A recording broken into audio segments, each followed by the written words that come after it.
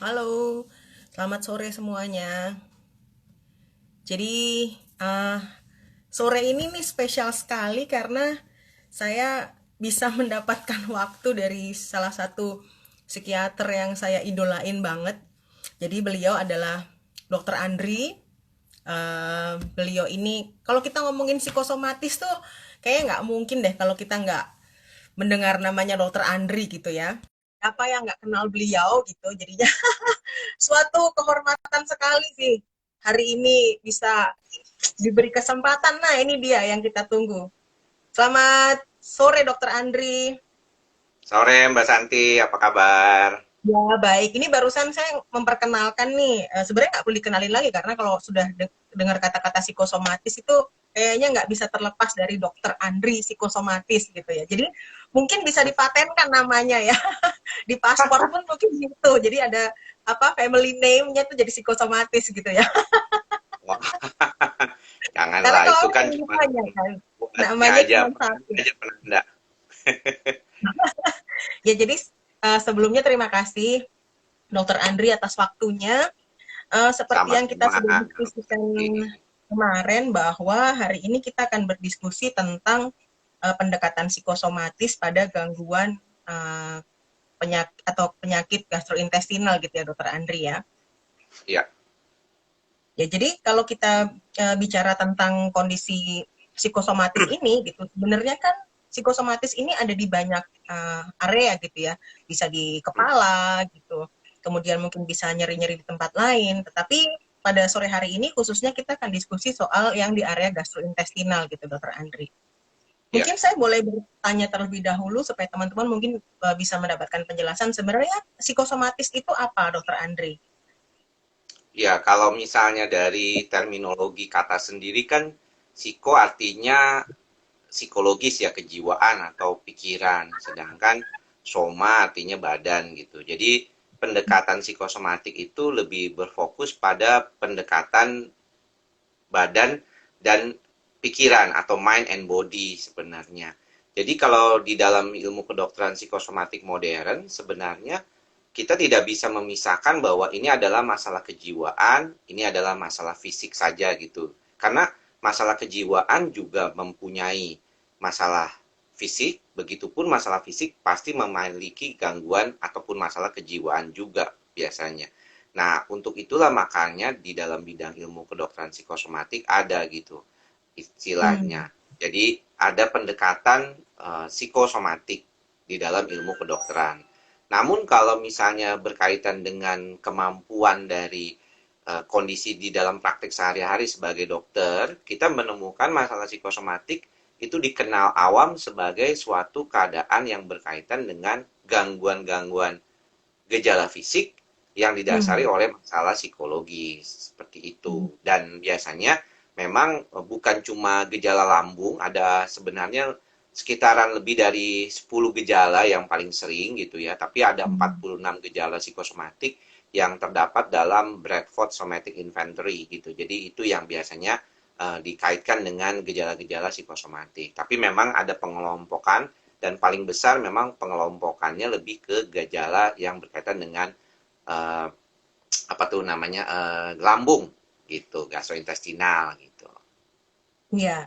Jadi mungkin kita sekaligus kita jelaskan di sini kita bicara tentang gastrointestinal tuh yang dimaksud adalah di area lambung gitu ya, area perut gitu dan area lambung. Dan memang Ya, sepertinya gejala-gejala di area lambung atau perut ini yang paling banyak datang ke psikiater ya, terutama ke dokter Andri mungkin ya. ya karena memang kalau gejala yang sistem saraf otonom yang biasanya berkaitan dengan kondisi psikosomatik itu ketika orang mengalami ketidakstabilan di dalam sistem saraf otonomnya, artinya dia mengalami stres, kemudian stresnya itu tidak dia bisa adaptasi dengan baik, kemudian dia mengalami kecemasan, kecemasan itu menghasilkan suatu ketidakseimbangan sistem saraf otonom, maka yang biasanya muncul pertama kali adalah gejala di sistem saraf otonom besar. Nah, sistem saraf Hmm. otonom besar itu kalau di bidang psikosomatik itu artinya jantung, lambung, dan paru. Seperti itu. Dan Ya. kalau kita perhatikan ketiga organ utama ini sebenarnya adalah organ yang secara umum punya kemampuan untuk otonom, jadinya dia tuh bergerak sendiri kan, sebenarnya tidak perlu diperintah sama kita gitu, tapi dia Hmm. mendigestif. Kalau lambung kan dia mencerna makanan kan, itu nggak usah diperintah kan. Nah itu yang Ya. biasanya terjadi pada pasien-pasien yang mengalami gangguan stres ataupun kecemasan yang sifatnya sudah kronis. Terjadilah Mm-mm. gejala-gejala yang berkaitan dengan tiga sistem besar itu, dan paling sering memang kondisinya lambung. Karena lambung itu biasanya bisa lama, Dok. Kalau berkaitan dengan jantung kan biasanya jantung berdebar-debar gitu ya. Setelah Ya. berdebar-debar kan orang ya udah diperiksa di EKG, dia udah aja, oh nggak ada apa-apa nih, baik-baik saja gitu. Ya. Nah kalau lambung itu nggak ada apa-apa tapi perasaan nggak nyamannya itu terus-terusan. Jadi biarpun di endoskopinya semuanya sudah baik, dia berasa kayaknya masih nggak enak aja nih, gimana ya gitu. Itu yang sering kali dialami oleh pasien-pasien yang datang ke klinik psikosomatik seperti yang saya jalankan sehari-hari. Ya, Dokter Andri, biasanya kan orang dengan kondisi psikosomatis ini, mereka Hmm, akan datang ke psikiater itu setelah beberapa kali datang ke dokter spesialis yang lain gitu ya. Jadi ya. biasanya datang ke psikiater itu kalau sudah mendapatkan hasil yang ternyata tidak ditemukan ada kendala atau penyakit dari dokter yang lain. Kira-kira Hmm. menurut Dokter Andri apa penyebabnya? Kenapa teman-teman ini tidak langsung datang ke psikiater? Saya kira karena pendekatannya sendiri kan memang lebih ke masalah fisik ya. Jadi ketika Hmm, ada keluhan fisik, orang akan berpikirnya langsung mereka datang ke dokter yang berkaitan dengan fisik tersebut. Misalnya contohnya dokter umum lah, ya biasanya seringkali hmm, datang. Kedua, dokter penyakit dalam, ya. Ini yang kalau lambung ya. Kalau yang lainnya bisa aja ke dokter saraf. Kalau masalah ya, keseimbangan, misalnya ada kan keluhan seperti bergoyang, seperti itu. Kemudian juga biasanya berkaitan dengan masalah jantung, mereka akan datang ke dokter jantung. Jadi rasanya kalau gejala fisik, orang awam akan berpikir saya lebih baik datang ke dokter fisik dulu gitu ya, tidak hmm, akan kepikiran tuh datang ke dokter jiwa, karena mungkin mereka kepikirnya dokter jiwa ini kan cuma ngurusin masalah kejiwaan berat, apalagi stigmanya kan terkait dengan schizophrenia misalnya, ini yang seringkali uh, terkait gitu. Hai ya. dokter Amir, apa kabar? Ya, Dokter Amir Kabar pasti baik-baik saja ya.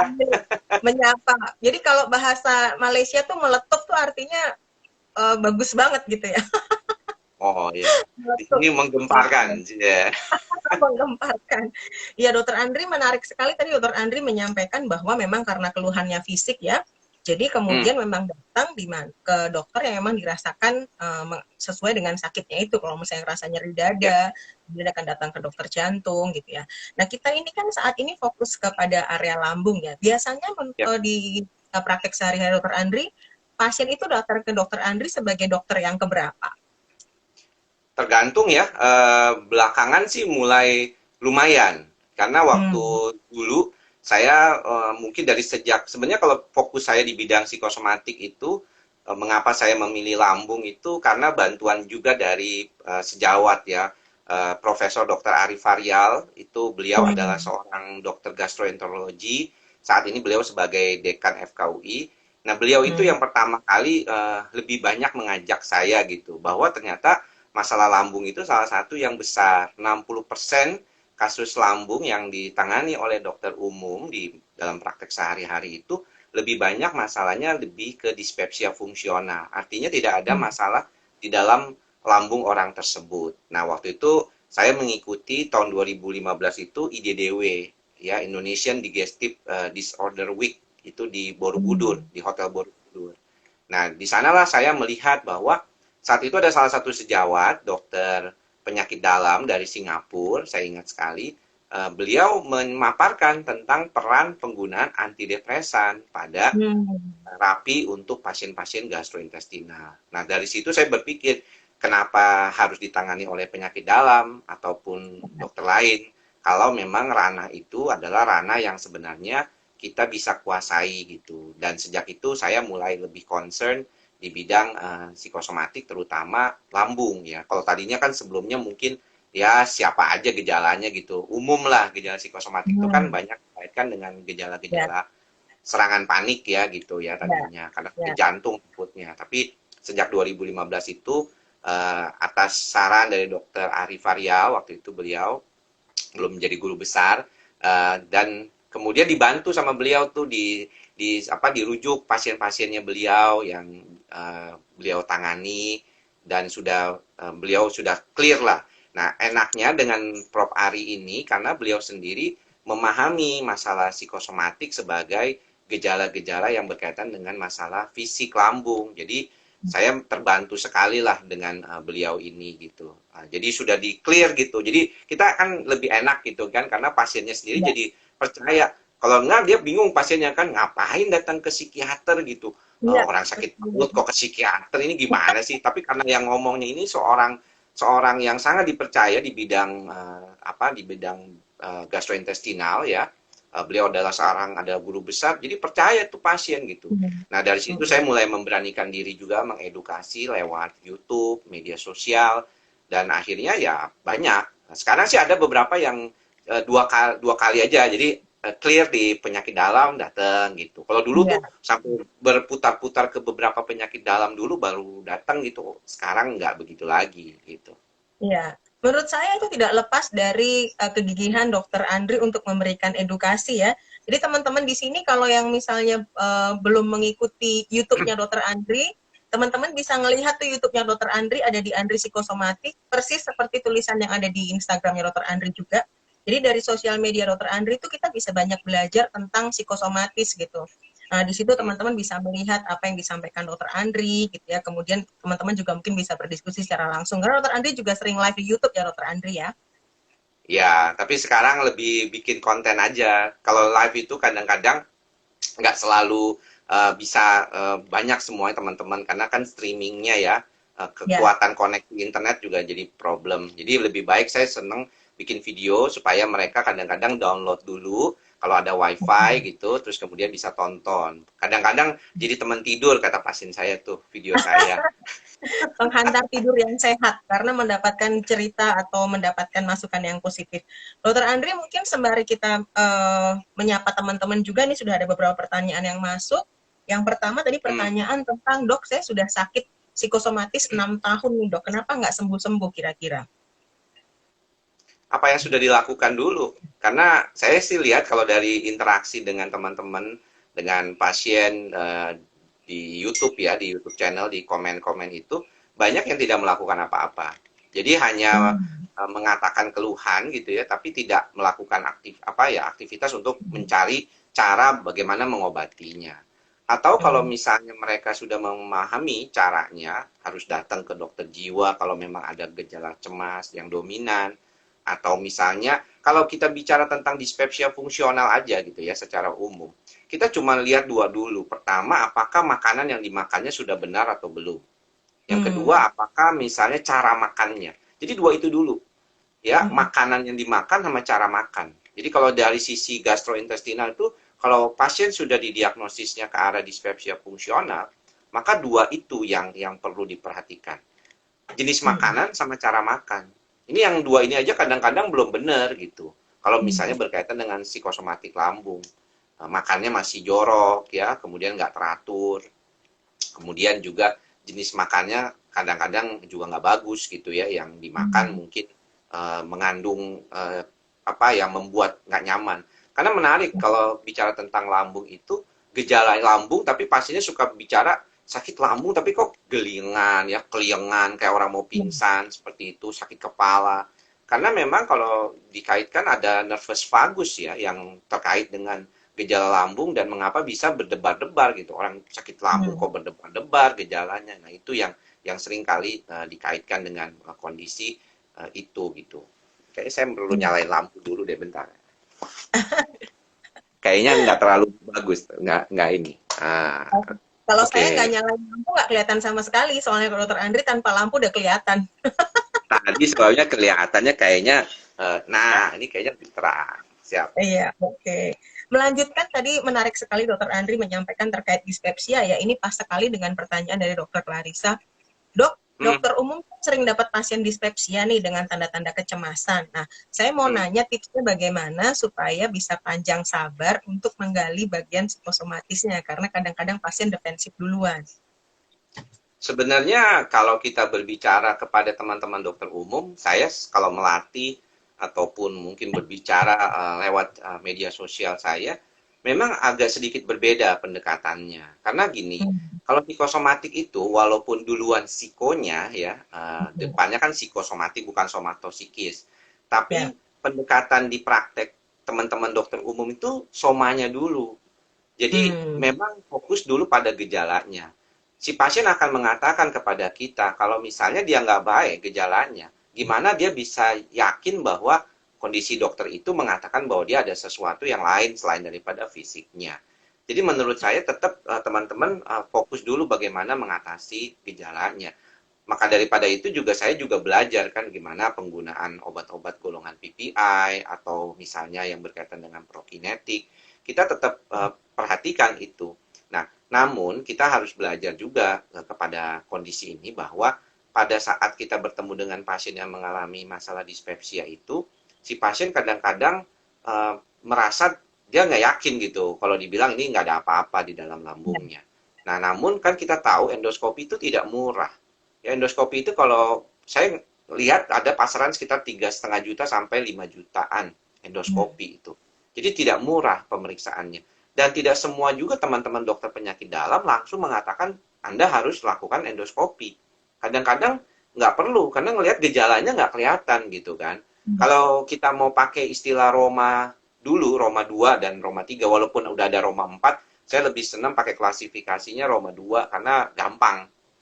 Jadi ada tipe dismotilitas, ada yang tipenya uh, yang apa namanya ulcer like gitu. Jadi kalau yang Hmm. dismotilitas gejalanya ya kembung.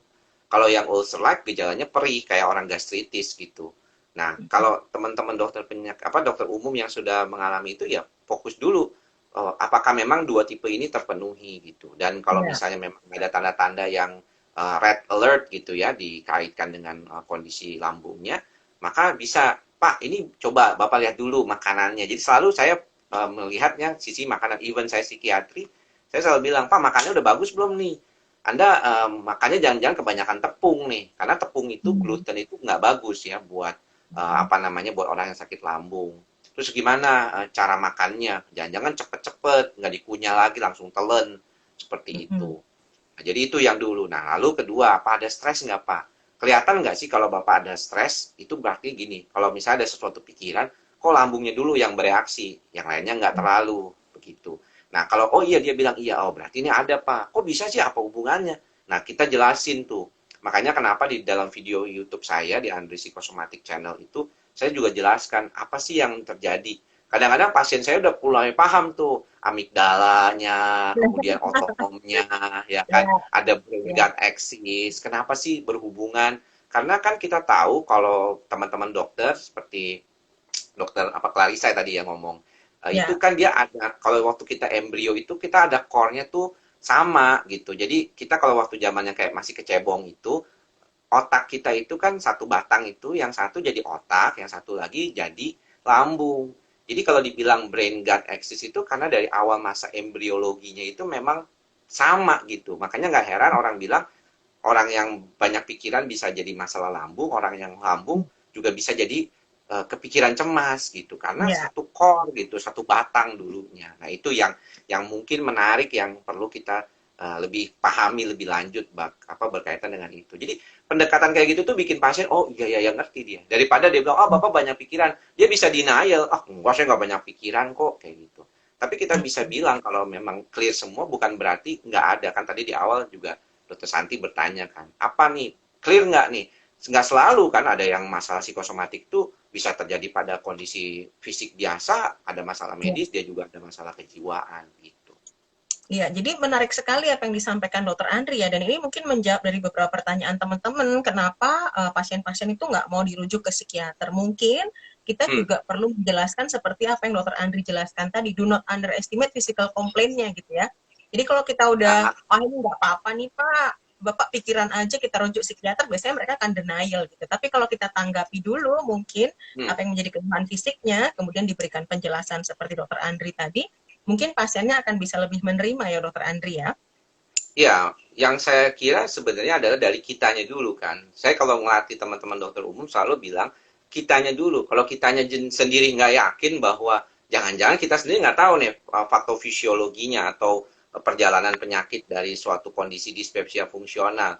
Atau kita gampang banget ngomong GERD. Sekarang tuh banyak teman-teman sejawat sering kali mudah sekali mengatakan GERD gitu ya. Padahal Hmm. GERD itu ada GERD Q tuh. Prof. Arif Faryal dan teman-teman dari gastroenterologi itu membuat tuh ada GERD Q. Itu bisa dilihat tuh ada di aplikasinya juga. Nah, di dalam Ya. GERD Q itu ada gejala-gejala. Makanya orang bilang kalau GERD Q kan saya tuh suka bercanda gitu sedikit lah ini kalau pasiennya udah mulai kenal. Saya suka bercanda. Pak, lihat tuh Pak GERD Q. Nggak ada tuh Pak keliengan, terus jantung berdebar-debar, perasaan takut mati. Nggak ada tuh di kuesionernya GERD. Jadi Anda ini bukan GERD, ini Anda ini panik. Cuman Ya. bergejala lambungnya dominan gitu. Ya. Munculnya adalah ke area lambung gitu ya, Dokter Andri ya. Iya, iya. Jadi ini statement bagus juga nih setelah mengikuti YouTube Dokter Andri agak tercerahkan. Jadi teman-teman dokter umum yang mungkin ada di sini silahkan membuka YouTube-nya Dokter Andri di Andri Psikosomatik kalau misalnya memang banyak karena di situ hampir ada 500 video kalau nggak salah saya sudah lihat ya Ya, 480 sekian video jadi teman-teman bisa 409. pelajari Karena udah itu. lama dari 2011 kan mulai aktif. Bikin YouTube itu pertama 2009. Tapi baru Wah, masukin video itu 2011. Makanya kalau video-video dulu itu ya masih sangat lebih dominan tentang apa tuh gejala panik, apa nih gimana ya, gitu. Nah, baru terakhir-terakhir kalau saya lihat memang banyak terkait dengan psikosomatik karena memang sejak 2013 lah itu 2015 tuh banyak tentang video ini ya, apa lambung. ya, Karena ya. memang fokusnya mulai ke sana arahnya. Sudah lebih fokus ke gastro ya Dokter Andri ya. Ya, karena kan memang ada kalau di buku Textbook of Psychosomatic Medicine itu memang dia juga bagi-bagi ya. Ada yang Mm-mm. jantung, ada yang lambung, ada yang ginjal kayak gitu. Nah, saya pikir di lambung ini lumayan lah banyak pasiennya. Indonesia kan banyak sakit lambung, makanya kalau ada iklan mau puasa selalu iklannya obat mah. Kan begitu. Sponsor puasa obat mah. Baik Dokter Andri tadi kebetulan Dokter Andri sudah menyinggung sedikit soal GERD. Ini saya akan bacakan satu statement dari viewers kita di sore hari ini. Dok, hari Hmm, ini menarik saya didiagnosis anxiety GERD. Saya curhat hmm, ke pasangan saya sambil nangis pengen sembuh, kemudian abis itu sensasi saya hilang kayak perih dada, gajah leher itu terus temasnya ya. juga hilang. Ada komentar Dokter Andri tentang statement ini?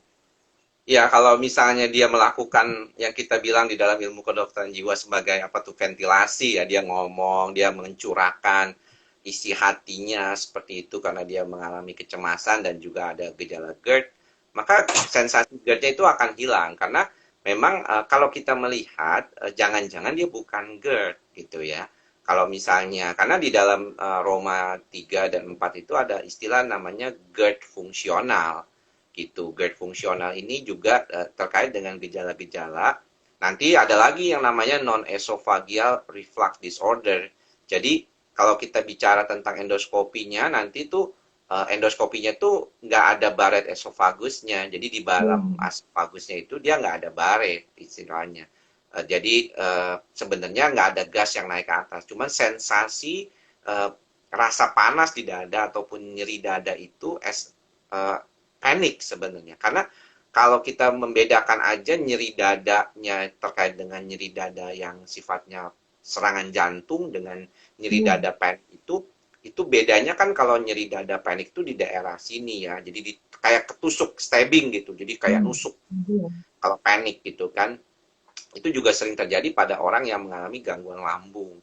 Sedangkan kalau Hmm. yang serangan jantung kan dia kayak di squish, kayak di remes begitu dan menjalannya tuh terus seperti sampai ke belakang sampai bisa ke tangan. Jadi itu yang sering kali terkait dengan serangan jantung. Karena basicnya banyak orang tuh ke IGD ketakutan karena serangan panik yang sebenarnya gejala jantungnya itu yang terlalu dominan. Padahal itu gejala lambung. Makanya nggak heran tuh ada yang masuk IGD terpulang kenapa? Katanya sakit lambung katanya gitu. Padahal Ya, sebenarnya dia memang mengalami gejala panik gitu. ya, ya. Baik, Dokter Andri. Ini ada pertanyaan lagi, Dokter Andri. Baik, bagaimana membedakan sakit lambung karena faktor fisik atau karena faktor psikis? Karena belasan tahun terakhir minum obat lambung tapi nggak ada hasil. Baru menyadari setelah neurofeedback kalau itu psikosomatis. Sudah pernah neurofeedback berarti ya?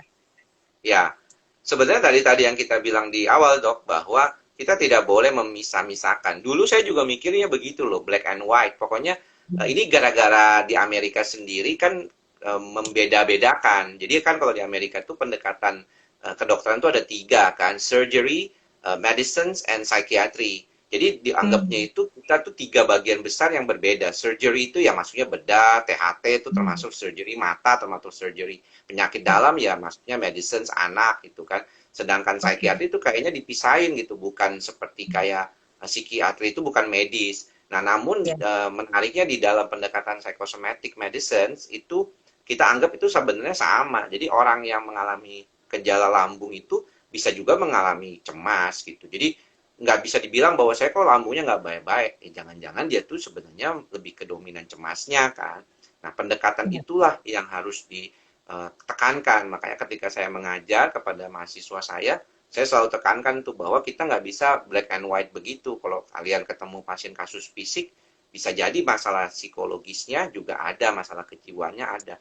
Dan kalau kita mau lihat basic science-nya, sudah ada bukti-bukti kan dari kortisol level yang tinggi, adrenalin yang tinggi, kemudian juga nanti berkaitan dengan neurotransmitter di otak yang sangat mendukung apa-apa yang bisa kita lakukan seperti neurofeedback tadi seperti itu yang dilakukan. Jadi sebenarnya jangan memandang terlalu black and white begitu. Makanya pendekatannya lebih ke biopsikososial gitu ya, Ya. pendekatan psikosomatik yang lebih dominan membantu untuk mengatasi segala macam gejala medis gitu.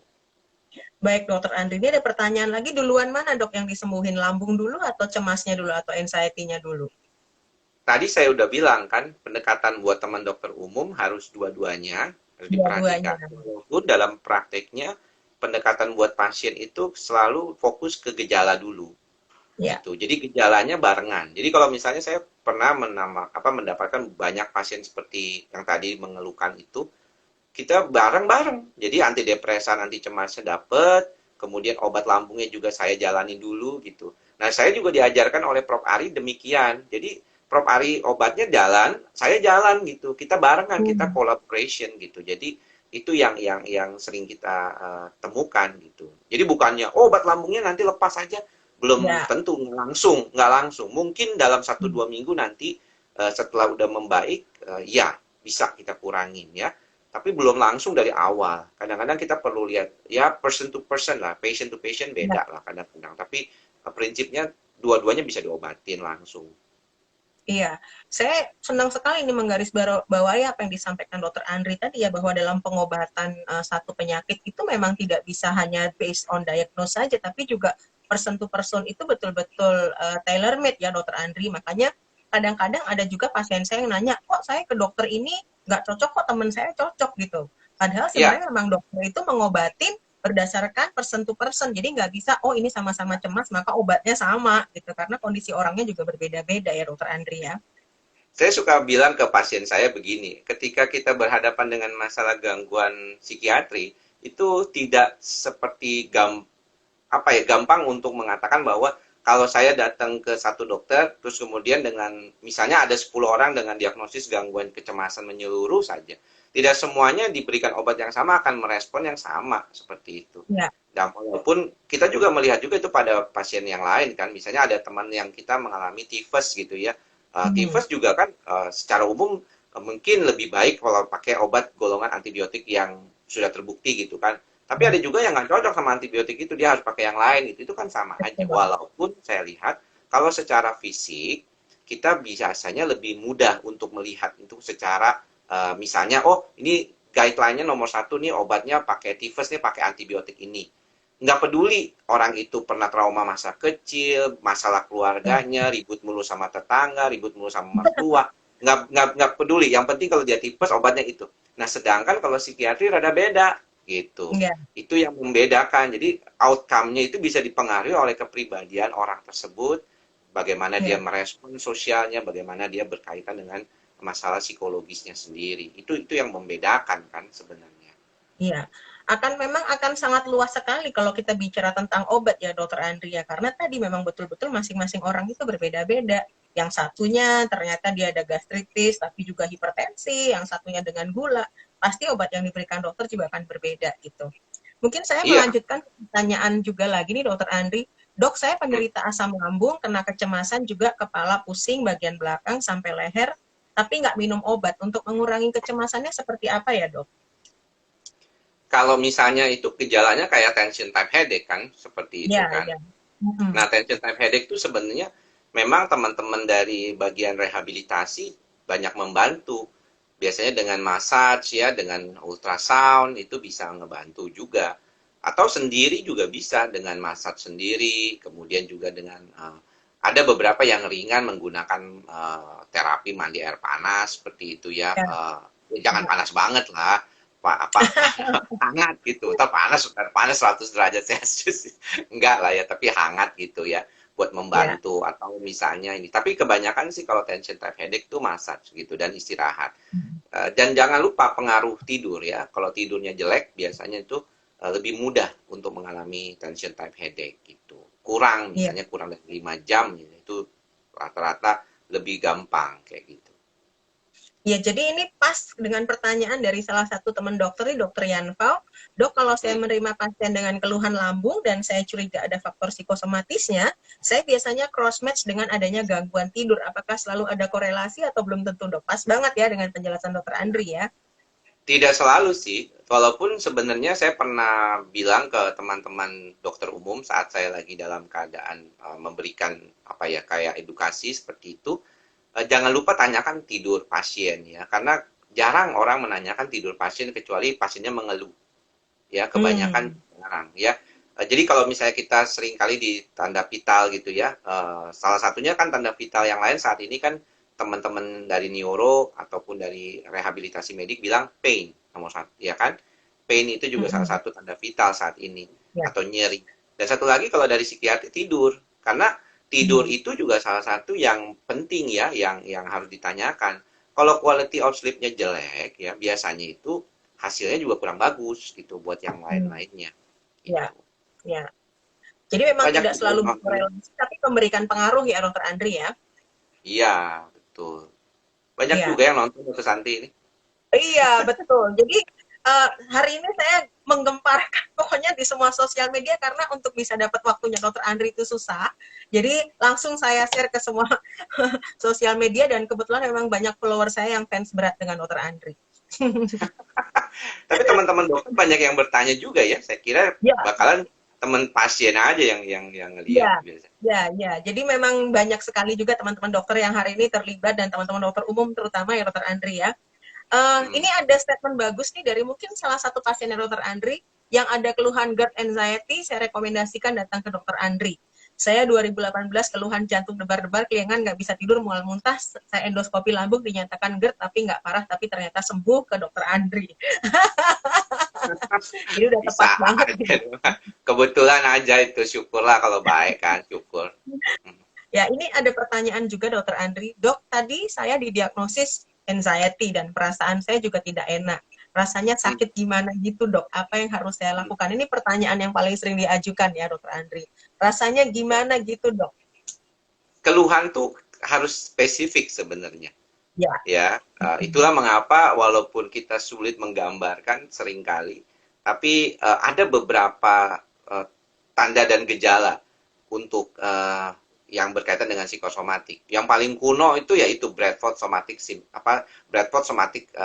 Inventory. Tapi sebenarnya dulu Franz Alexander pernah mengatakan ada 7 gejala psikosomatik yang paling sering.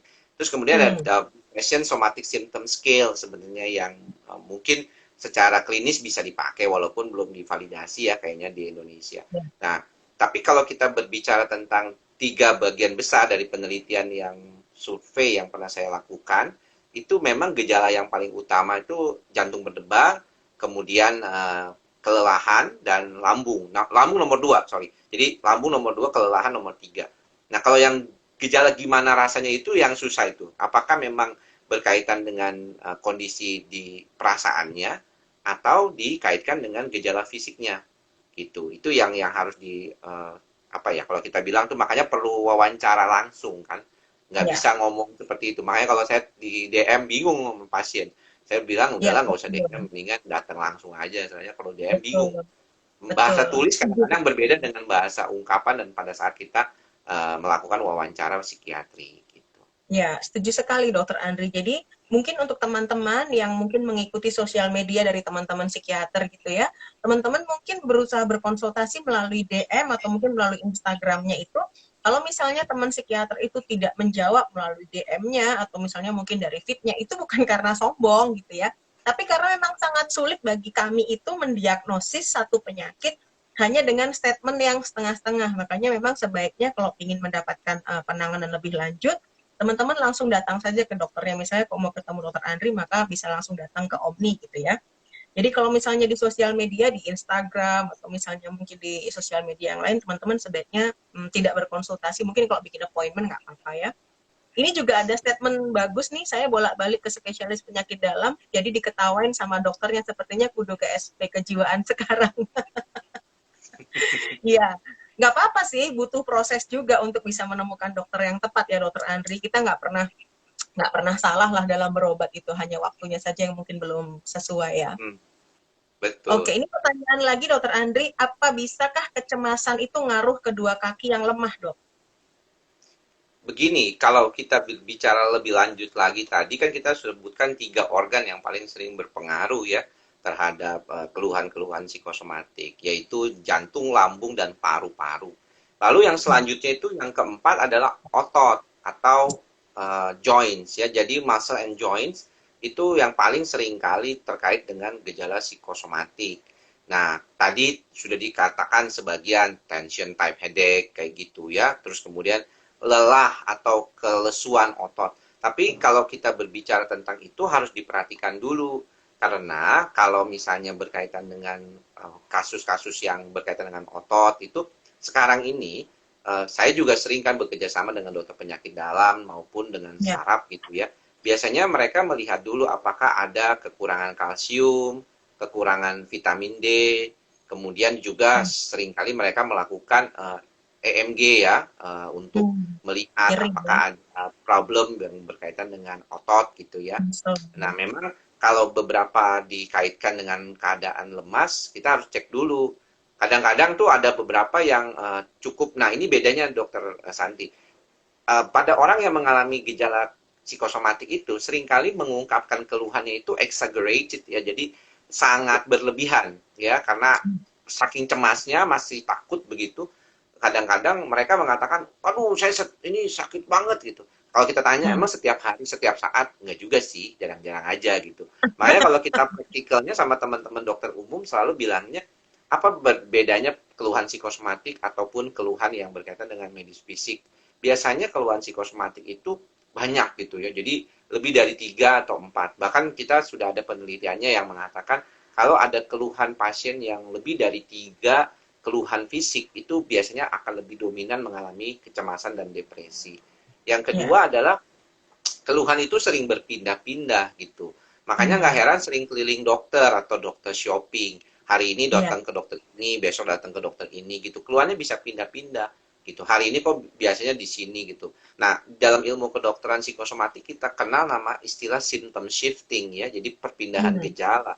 Karena sistemnya sebenarnya nggak pindah, tetap di sistem saraf otonomnya yang kena gitu. Tapi gejala yang dominannya dikaitkan dengan kondisi yang berbeda begitu.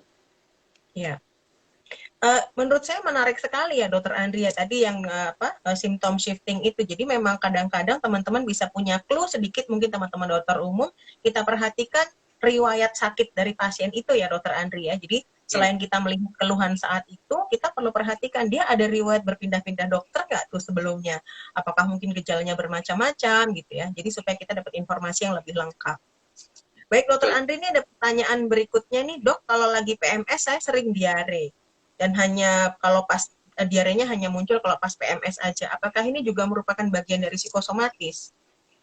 Jadi kalau misalnya diarenya dikaitkan dengan yang dinamakan irritable bowel syndrome, bisa jadi Mm-mm. gitu. Karena kalau kita berbicara tentang diare itu, kan ada yang diare gara-gara misalnya makan gado-gado gitu ya, tapi gado-gadonya Mm-mm. basi gitu misalnya, atau Ya. kebanyakan makan cabai.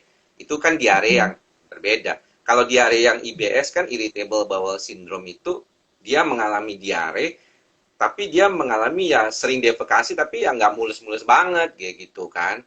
Nah, gejalanya sendiri kalau IBS kan ada dua, bisa dia buang-buang air atau dia kembung seperti itu. Ya, Nah, kalau dia hanya pada saat dia menjelang menstruasi, kenapa bisa juga terjadi? Ya, karena kan pada saat menstruasi itu terjadi ketidakseimbangan serotonin yang dikaitkan karena ketidakseimbangan dari estrogen. Jadi ya, ketika estrogennya juga lagi nggak benar, lagi turun begitu, kadang-kadang serotoninnya ikut juga mempengaruhi. Dan pada beberapa orang yang sensitif, karena kalau kita berbicara tentang faktor psikologis dan dalam artian ini faktor yang berkaitan dengan masalah kejiwaan, kita harus melihat faktor nature ya atau faktor mhm. bawaan genetik orang tersebut. Jadi memang ada orang yang bilang, wah saya mah PMS biasa aja ya, saya sih belum pernah PMS yang laki saya kan. Jadi kalau katanya PMS biasa aja gitu kan, ada juga yang biasa, aduh gua kok berat banget ya. Makanya kenapa di dalam ilmu kedokteran jiwa kita kenal ada satu diagnostik baru yang namanya PMDD, Premenstrual Dysphoric Disorder. Dan itu Iya, iya, baru kan, dulu kan nggak iya. ada tuh Ya, diagnosis di itu. DSM-5 ya, Dokter Andri ya. Ya, jadi kalau dilihat ternyata memang ada faktor-faktor yang berkaitan dengan ketidakstabilan dari serotonergic sebagai suatu sistem yang berkaitan dengan sistem neurotransmitter di otak yang berkaitan dengan stres itu mempunyai kaitan di sistem saraf otonom, terutama di sistem parasimpatik. Ya, kalau Iya, diare itu kan dia di sistem internal yang iya, parasimpatik. Nah, jadi nggak stabil tuh, ya gitu. iya.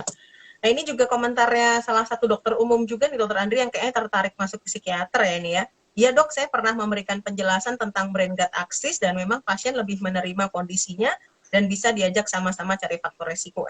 Bagus banget nih kalau misalnya sudah Ya, bisa sampai seperti ini ya.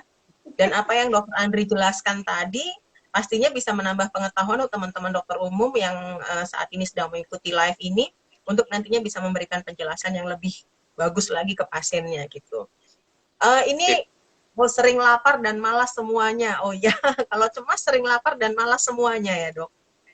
Nggak selalu. Ya, kalau misalnya orang cemas itu ada yang bawaannya kepingin makan, ada yang bawaannya malah nggak mau makan. Namun mengapa Hmm. orang yang mengalami kecemasan sering cenderung makan? Sebenarnya karena Hmm. gula. Gula itu membuat dia lebih nyaman. Jadi kalau misalnya teman-teman mengatakan saya tuh kalau misalnya lagi cemas, saya kepingin makan gitu ya. Dan terutama yang manis, itu memang begitu. Karena gula itu membuat syuting gitu ya. Jadi dia nyamanin kita gitu. Makanya nggak tahu tiba-tiba minum terus yang manis-manis atau makanan yang manis-manis, coklat seperti itu kan, oh saya coklat enak loh dok. Ya, tapi yang dimakan coklatnya coklat yang 80%-nya gula, 20%-nya coklat gitu, bukan yang Iya, kebalik gitu kan. Jadi ya sama aja tetap sebenarnya jago. gulanya yang bikin dia jadi nyaman, bukan coklatnya. Kayak gitu. Iya. Ya, jadi menarik sekali tadi kaitan dengan coklat itu Dokter Andri kemarin juga sempat saya bahas di Hmm. live saya bersama dokter spesialis kulit ya. Jadi salah Hmm. satu penyebab berat tuh coklat bukan karena coklatnya, tapi kandungan gula di dalam coklat yang enak-enak itu. Tapi kalau coklatnya itu sendiri sebenarnya nggak masalah. Hati-hati dengan gulanya gitu ya. Betul. Ya dok, ini ada pertanyaan lagi dok. Kalau cemas sendirian, nggak ada teman ventilasi, terus gimana dok?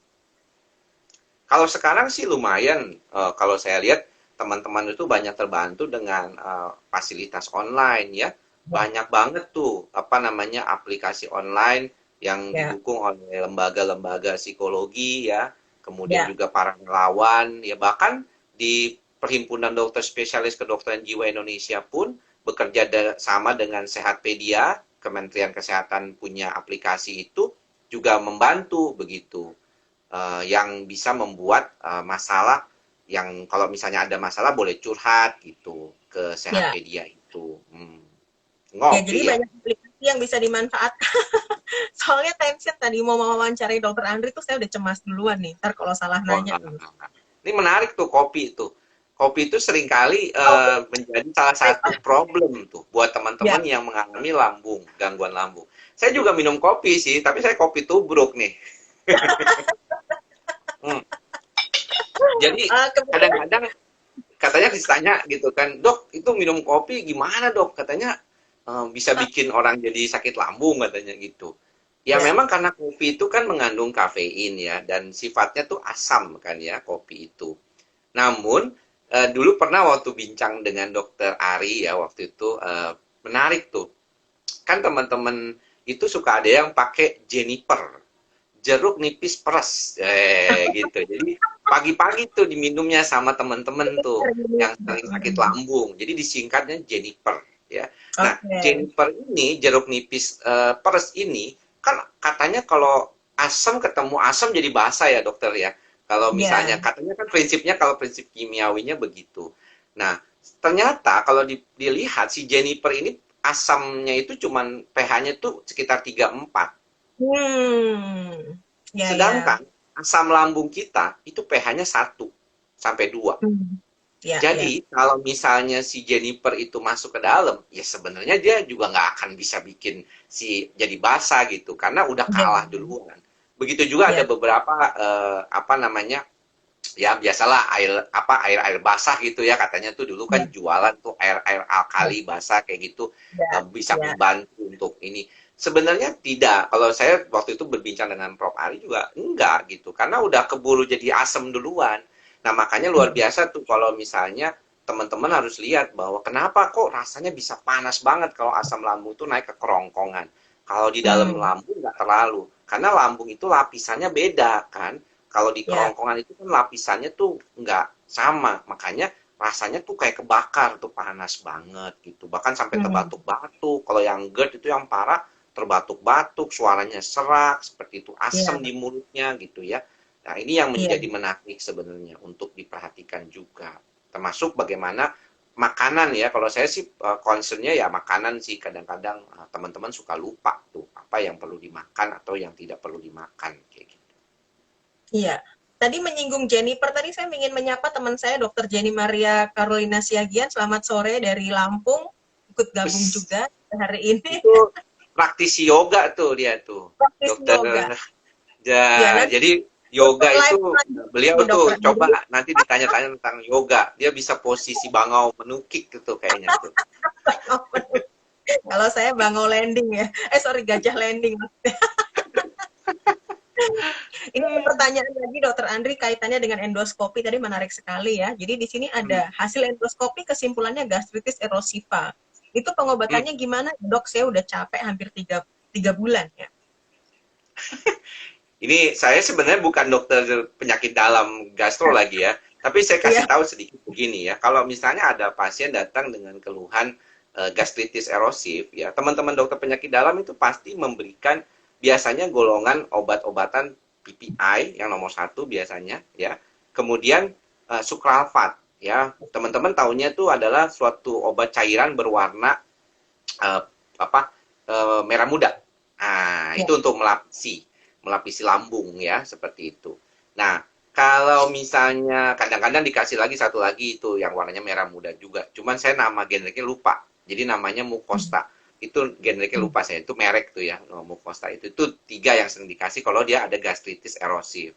Nah, biasanya sih secara empirik ya kalau kita terapi itu dalam waktu 1-2 minggu itu membaik. Ya, Hmm. lambung itu luar biasa. Orang kita makan apa juga. Kadang-kadang ada yang perutnya segede apa gitu juga kayaknya nggak pernah sakit lambung gitu ya. Ada yang begitu ya. Memang luar biasa tuh perut itu. Nah, jadi kalau dilihat secara umum, kalau pengobatannya itu membaik dalam 3 bulan ini harus diperhatikan itu. Lalu apakah misalnya helikobakternya ada nggak? Ya. Teman-teman apakah sudah dilakukan UBT ya, urea breath Ya. test seperti itu atau kalau dia dilakukan endoskopi biasanya diambil jaringannya untuk dilihat apakah ada Helicobacter pylorinya. Nah, kalau semuanya udah oke, sebenarnya gastritis ini kan disebabkan karena asam lambung yang berlebihan. Nah, mengapa nih asam Hmm. lambungnya bisa berlebihan? Kalau diperhatiin, sebenarnya asam lambung itu nggak pernah benar-benar habis kok. Di lambung kita itu Hmm. nggak pernah hilang sama sekali. Jadi istilahnya, oh kalau Hmm. makan asam lambung keluar gitu. Enggak, emang ada juga tetap ada gitu di dalam asam lambung itu. Sebagai apa namanya istilahnya mah apa tuh asam lambung itu kayak disinfektan kan. Dia tuh Ya. membunuh kuman kan gitu. Kalau misalnya ada makanan masuk tuh kalau ada kumannya tuh dia dulu dibunuh sama asam lambung itu gitu. Jadi asam lambung itu penting. Jadi kalau ada yang bilang, aduh gue kena asam lambung nih, aduh gue mendingan nggak punya asam lambung. Ya nggak boleh kalau nggak punya asam lambung nanti bisa kena macam-macam penyakit yang lain gitu. Jadi asam lambung itu teman kita gitu sebenarnya. Cuman kadang-kadang dia suka keluar kebanyakan gitu dan Iya, jadi membuat masalah kayak gitu. Jadi iya. sebenarnya kalau dia udah 3 bulan diobatin harus dilihat dulu tuh faktor lainnya ada nggak yang bermasalah. Harusnya sih membaik gitu. Ya, Dokter Andri tadi pertanyaannya selalu terkait dengan dirinya sendiri ya. Ini ada pertanyaan yang menarik karena kaitannya dengan anaknya gitu. Jadi Hmm. memiliki anak yang psikosomatis tiap mau sekolah dan sekolah pasti sakit perut. Udah USG, endoskopi, dan hasilnya asam lambungnya naik. Ada tips nggak Dokter Andri nih kalau misalnya kejadiannya kepada anaknya gitu? Usia berapa anaknya? Nah ini usia berapa nih nggak dijelasin ya? Hmm. Mungkin SD mungkin ya. Saya sih dalam praktek memang membatasi tidak menerima pasien anak. Jadi Iya, saya tuh hanya terima pasien di atas 16 tahun ke atas. oke. Nah, Ya, kalau anak-anak itu kan kadang-kadang Dokter Santi juga tahu bahwa banyak berkaitan dengan masalah cemas perpisahan, ya ya, kan? ya. Nah, kedua adalah masalah perundungan atau bullying gitu ya. Kadang-kadang Ya. perasaan takut dan khawatir berada di lingkungan sekolah membuat meningkatnya stres dan stres sebagaimana lazimnya itu bisa mempengaruhi sistem saraf otonom seperti yang tadi kita sudah bicarakan. Jadi basically it's the same. Karena di dalam textbooknya juga ada buku textbook khusus kan untuk psikosomatik anak tuh ada gitu, di Ya. mana kondisi itu juga berkaitan dengan masalah otak gitu yang berkaitan dengan sistem saraf organ yang lainnya kayak gitu. Iya. Jadi memang tadi ya perlu ada pembatasan juga mungkin yang perlu teman-teman ketahui bahwa dalam kasus anak-anak terutama di psikiatri anak tuh kami memang punya batasan tersendiri ya Dokter Andri ya karena nanti pendekatannya untuk psikiatri anak itu memang khusus dan sudah ada area-area tertentu yang memang untuk khusus untuk anak jadi mungkin bisa diarahkan ke sana gitu. Tadi Dokter Ya, Andri pertanyaan lagi menurut saya cukup bagus ya. Dokter Andri, gangguan lambung sedikit saja sudah cemas luar biasa. Kalau lambungnya baik juga baik-baik saja. Apakah ini berarti core saya adalah masalah psikis dan bukan lambung? Ya, ini sebagai review ya Dokter Andri. Tadi Dokter Andri sudah menjelaskan ya. hmm. Saya kira memang demikian karena kalau misalnya tidak semua orang yang mengalami masalah lambung itu mengalami gejala-gejala kecemasan, ya. Ada orang yang minum misalnya obat antasida aja di warung beli gitu langsung baik kayak gitu kan. Ya, Ya, jadi itu yang paling sering kita temukan. Nah, kalau dia mengalami kecemasannya lebih dominan ketika dia mengalami situasi seperti yang tadi dikatakan, lambung terus langsung nggak enak, segala macam, mungkin memang faktor utamanya lebih ke arah saraf lambungnya dan juga saraf pusatnya gitu. Jadi istilahnya kalau ada saraf lambungnya ketowel-towel sedikit aja, dia udah langsung cemas gitu. Aduh, nanti ya, kenapa gitu. Artinya memang sistem saraf pusatnya gampang terpicu oleh situasi yang berkaitan dengan ketidaknyamanan di fisiknya dan dalam hal ini adalah lambung gitu. Jadi memang kalau kita lihat secara dulu saya waktu di tahun 2010 di Amerika itu diajarkan gitu ya bahwa basicnya kita itu ada kelemahannya sendiri-sendiri gitu Dokter Santi secara genetik. Jadi hmm, ada orang yang kalau cemas itu larinya ke lambung, ada yang kalau ya, cemas itu larinya ke gatal-gatal gitu ya. Ada yang hmm, kalau cemas larinya ke jantungnya berdebar-debar lebih mudah gitu. Nah, ya. itu tiap orang bawaannya beda-beda. Ada yang ke kulit kayak gitu. Jadi beda-beda itu. Memang kalau dia kayaknya demikian tadi ditanyakan, mungkin dia punya problem seperti itu gitu dok. Ya. Tadi kembali lagi bahwa pasien itu masing-masing pengobatannya juga tailor made ya Dokter Andrea tidak bisa disamakan meskipun Iya, diagnosisnya sama jelas, gitu. jelas Ini sekali. pertanyaan bagus lagi Dokter Andri ini dari salah satu apoteker yang clinical pharmacist yang keren banget juga nih dari Habib Iska mau menanyakan bagaimana menurut dokter terkait dengan efek samping obat antipsikotik yang menyebabkan gangguan pencernaan. Apa saran dokter untuk apoteker jika pasiennya belum sempatnya konsultasi ke apotekernya? Kalau menurut saya menariknya nih ya, ini satu pengalaman klinis ya menarik. Waktu tadi saya bicara tentang di tahun 2015 saya mendengarkan suatu kuliah dari dokter di Singapura, dari Singapura ya.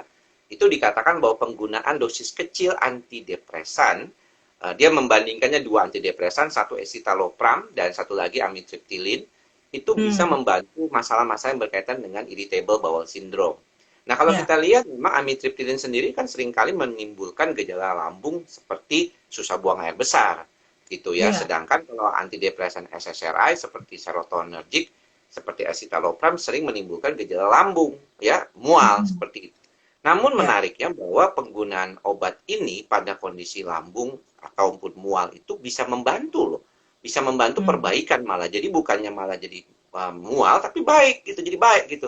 Terus kenapa efek Ya. sampingnya nggak kelihatan, Dok? Sebenarnya efek samping sendiri kan mualnya dikarenakan serotoninnya naik gitu kan. Kan Ya, kita tahu betul. 80% serotonin itu dihasilkan di lambung, 20%-nya di otak. Nah, kalau kita makan serotonin, obat serotonin, naik duluan tuh di lambung. Nah, kalau dia naiknya, dia nggak cukup overcome-nya dulu di lambung, dia ketinggian. Nah, rasa tinggi itu langsung rasa kayak kok mual, sakit kepala, nggak enak. Makanya kenapa teman-teman dokter yang suka ketemu dengan pasien yang mengeluh, saya dapat obat dari dokter jiwa, jadi mual kok obat saya gitu. Nah itu sebenarnya memang bisa terjadi, tapi itu tolerable. Jadi dia bisa berkurang dalam waktu hitungan 3-4 hari, bahkan misalnya paling lama seminggu demikian. Dan memang tidak semua orang bisa cocok dengan satu obat, jadi harus dilihat dulu.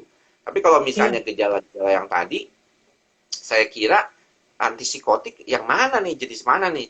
Rasanya kalau Iya. antipsikotik jarang ya, kalau saya lihat risperidon atau olanzapin, quetiapin, apalagi yang jenis clozapin pun jarang menimbulkan masalah lambung.